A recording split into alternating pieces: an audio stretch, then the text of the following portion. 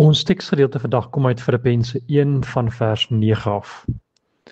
Ook bid ek dat julle liefde al hoe meer sal toeneem in begrip en fyn aanvoeling, sodat julle die dinge sal kan onderskei waarop dit werklik aankom.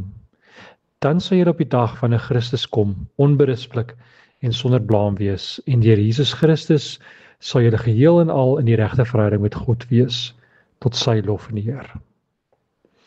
Die teoloog Reinhold Niebuhr het 'n gebed oor hierdie teksgedeelte geskryf wat ek graag vir julle vandag wil lees.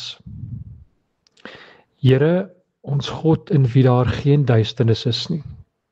Ons dank U dat al is ons weg dikwels donker, U ons altyd genoeg lig gee om ons weg te vind. Soos die son elke oggend die skadu's van die nag verdryf, so verjaag U eindelose genade altyd weer die donker van ons sonde, sodat ons sin in die lewe kan raak sien. U weet hoe maklik ons drange en impulse vir ons 'n stryk word.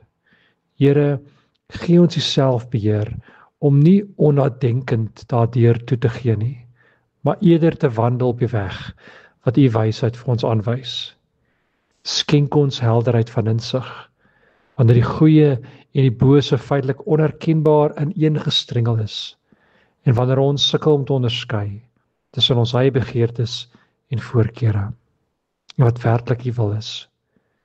Here, help ons om vandag en elke dag in U lig te lewe. Amen.